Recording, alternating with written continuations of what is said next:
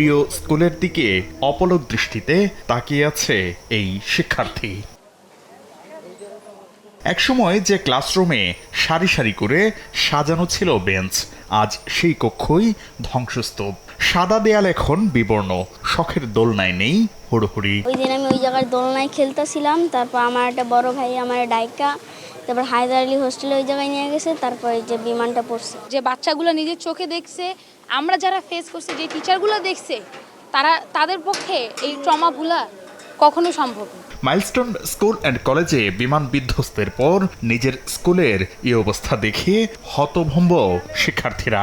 আমাদের ক্লাসরুমটা পুড়ে গেছে, অনেক কিছু পুড়ে টুরে গেছে, তারপর চেয়ার টেবিল পুড়ে গেছে। আজকে হয়তো এক সপ্তাহের মতো হচ্ছে, কিন্তু ওই দিনের জিনিসটা এখনো ভুলতে পারতেছে না। সবাই এখন মানসিকভাবে অনেক ভেঙে পড়ছে।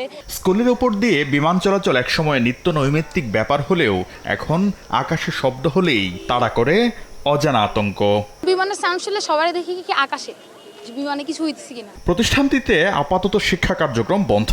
এদিকে শিক্ষার্থীদের মানসিক ধকল কাটাতে কাউন্সেলিং এর পর এই প্রতিষ্ঠান খোলার পরামর্শ অভিভাবকদের। আরও কিছুদিন যদি তারা অনলাইনে ক্লাস করা যায়, বাচ্চাদেরকে যদি একটা আস্তে আস্তে মেন্টাল একটা ডিসঅর্ডার থেকে বের হয়ে আসার সময় দেওয়া হয়, আতঙ্কটা ভাঙলে তারপরে স্কুলটা চালু করলে সবচেয়ে ভালো হয়। প্রতিদিনের মতোই স্কুলের সামনে দেখা যায় উৎসুক মানুষের জটলা, যা থামাতে হিমশিম খেতে হচ্ছে কর্তৃপক্ষকে।